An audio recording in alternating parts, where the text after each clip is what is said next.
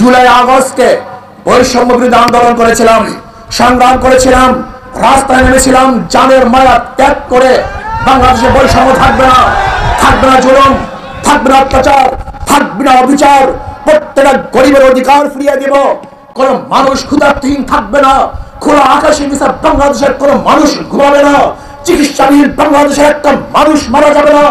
বাংলাদেশের প্রত্যেকটা মানুষকে শিক্ষার উন্নতি করব। বাংলাদেশের প্রত্যেকটা জনগণের অধিকারকে ফিরিয়ে দিব।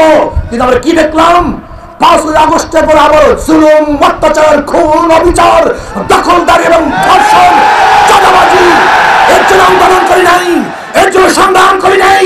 ওই চাঁদাবাজদের হাতকে ভেঙে দিতে হবে ইনশাআল্লাহ।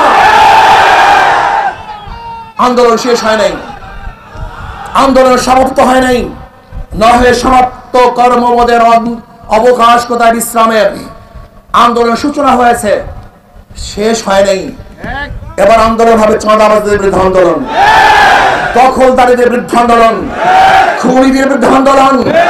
এবার মানুষের অধিকারকে প্রতিষ্ঠা করার জন্য আন্দোলন হবে ইনশাআল্লাহ। আসুন, যেরকম ঐক্যবদ্ধ ভাবে ফ্যাসিস্টকে দেশ থেকে তাড়াতে, ভাগাতে বাধ্য করেছিলাম, আমরা ইনশাআল্লাহ ঐক্যবদ্ধ ভাবে যদি আবারও রাস্তায় নামি, তাহলে চাঁদাবাজদেরকে বাংলাদেশ উৎখাত করতে ইনশাআল্লাহ সক্ষম হবে, কোনো সন্দেহ নাই। এই দেশকে বিক্রি করা চক্রান্ত করছে। আজকে ভারতের সাথে যে চুক্তি করেছে, গোলামি চুক্তি। বাংলাদেশের মানুষ স্বাধীন, রক্ত দিতে পারে, জীবন দিতে পারে, গোলামি করতে পারে না।